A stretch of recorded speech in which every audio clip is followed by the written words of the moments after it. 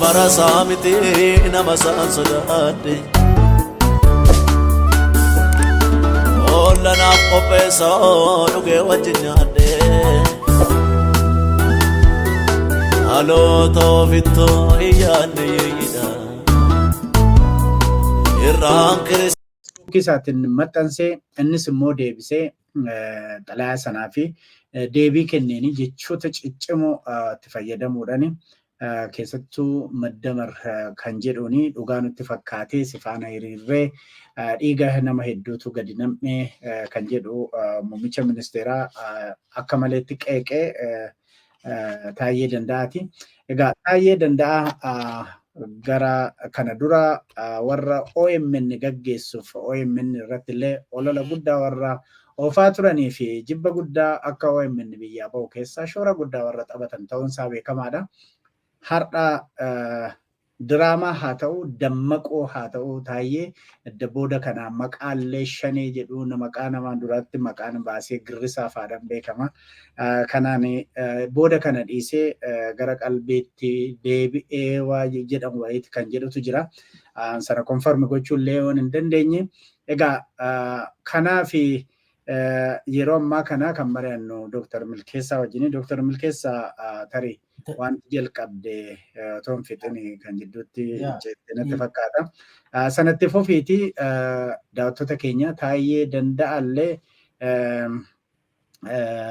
dubbisuudha OMN kanan kaaseef kanaaf OMN quunnamuudha fi yaalii akka inni godhaa yoo turedha gara namoota keenyaa tokko tokkoon kan hin dhagaa jiru otoo laayivii irra jiru Taayyee Danda'aa otoo OMN wajjiniin dubbataa jiru balballi akka malee rukutame sagaleen sun akka addaan citeedha waan irra geenye kan isin dhageessifnu ta'a amma otoo laayivii jiruuti odeeffannoo keessan qaqqabee sirriitti qulqulleeffannee kan isin biraan geenyu ta'a tarii akka daqiiqaa 81 isaa dubbataa jiruuti balballi akka malee tumame haasansaa sun akka addaan citeedha Taayyee Danda'aa OMN quunnamuudha fi yaalii godheera. Egaa Dr.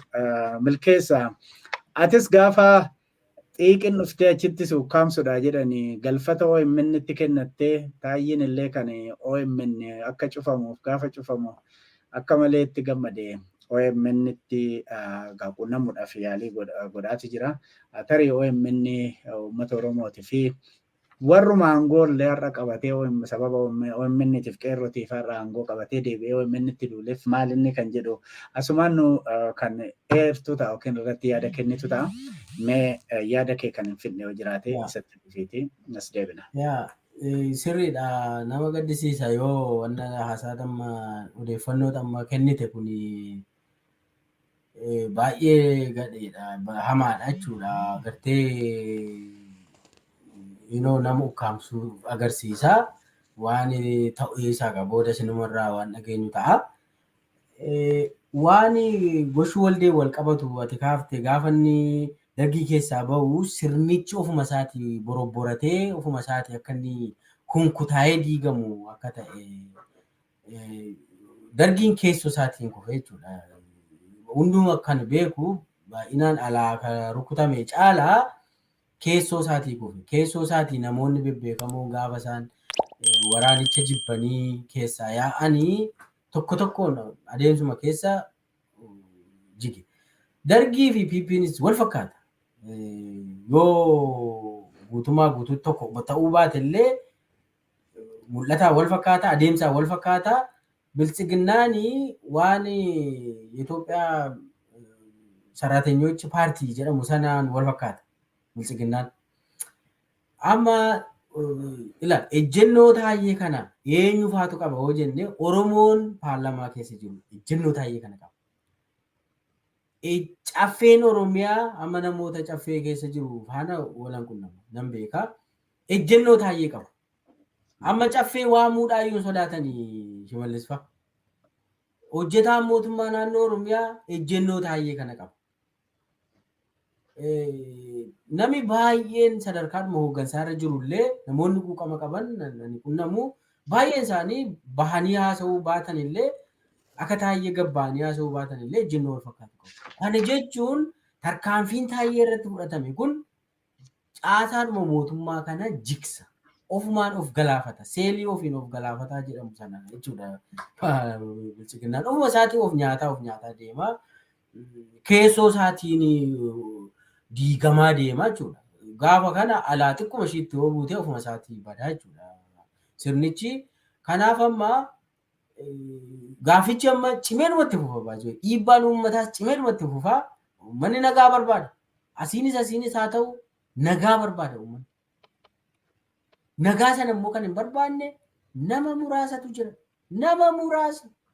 So caffeenis hin beekaa, paarlamaanis hin beekaa, adeemsa keessa wanni kun gara tokkotti deemee fala ni argata. Makalaakayaan ijoolleen Oromoo jirtu kun nuuf fitee bara. Nuuf fitee. Nugaa waraanni namni Oromoon bara miliyoonaa oltu du'eera. Namni kaalkuleet godhu hin jiru malee. Namni nugaa jedheera kan caalu. Namni abiyyiif ajajamu kana booda waan jiru natti fakkaatu. So Taayyeen yaada nama baay'ee bilchiginnaa keessa jiru keessatti nama bilchiginnaa keessa jiru nama baay'ee calaqqisiise. Taayyeen kana agarsiisa. Dhiibbaa ni qabaata. Bilchiginnaan kana booda hamma iddirii tokko turuu hin dandeessu. Oromiyaa keessattuu naannoo Amaaraa kufeera, jigeera bilchiginnaan hin jiru. Oromiyaa keessattis hin jiraatu. Bilchiginnaan raawwateefii jira. Bilchiginnaan hin jiru. Nama 7 qofadha bilchiginnaan nama booda. Kana kabilaa waan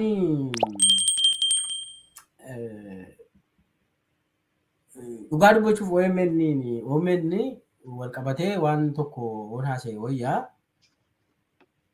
namni miidiyaa qabaachuu qaba. Keessattuu bara ammaa kana keessa miidiyaan ni barbaachisa. Namni miidiyaa malee waraana kamuu gaggeessa. Miidiyaan qabu taanaan hin mo'amtu. Har'a miidiyaa caalaa waraanni gaggeeffamu hin jiru. Waraanni hin barbaachisu miti. Waraana biratti miidiyaa jabaan si barbaachisa. Paartii biratti miidiyaan si barbaachisa. Dinagdee biratti miidiyaan si barbaachisa. Har'a miidiyaadha kan asitti waa uumee achitti furmaata kan kennu miidiyaa. Garuu namni keenya miidiyaa quban qabu. Gaafa xamannu miidiyaa irratti duulla. Gaafa jennu isumatti immoo kun hin beeknu. Adeemsa keessa nu galaa deema.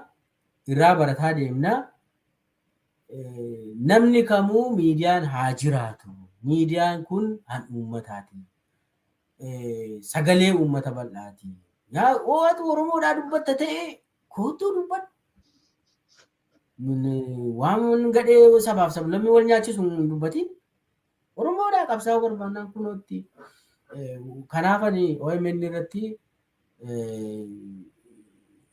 amma dandeenyu namni hunduu gumaacha barbaachisu gochuun jabeessuun barbaachisaadha. Namni kamiyyuu taanaan qabeenyadha, qabeenya guddaadha. Tursiifachuun barbaachisaadha. Dheeni dhaabaa kan biraa yaada tokko kaaftee turte itti dabaltaa? It's okay. Yeroo isaa miti nariif mataa jabaate kan jedhudha. Isa irra darbuu dandeenya.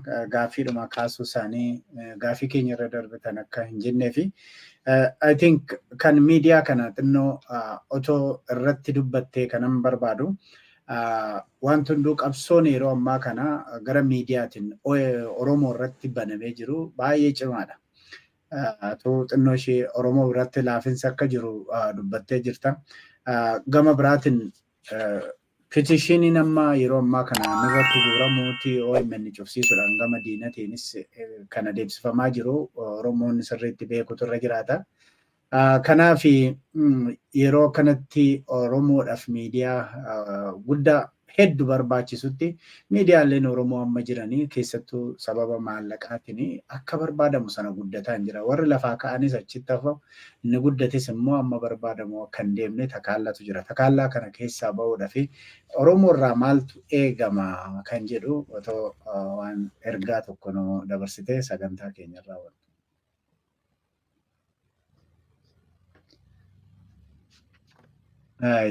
Ammas interneetiin keellallaa fadhanatti fakkaata. Dr. Milkeessaa egaa hedduu galatoome yoo deebitee ergaa sana nu dabarsitee sin eegaa. Ammanatti garuu kabajamtoota daawwattoota keenyatiif dhaggeeffattoota keenya angorraa ari'atamuu botaayee danda'a sababa gochuudhaan turtii Dr. Milkeessaa wajjiniin goone ture. Intarneetiin Dr. Milkeessaa deebi'aati jira natti fakkaata. Amma sirriitti stable ta'utti Dr. Milkeessaa dhagaa daawwattoonni keenya iddoo sadiitti yeroo ammaa kana nu daawwataa jirtu gara hundumaatti kumaa oli kan jiru nan arga. Keessattuu warri Facebook irrattis nu ilaaltan, YouTube irrattis nu ilaaltan, akkasumas Telegram irratti iddoo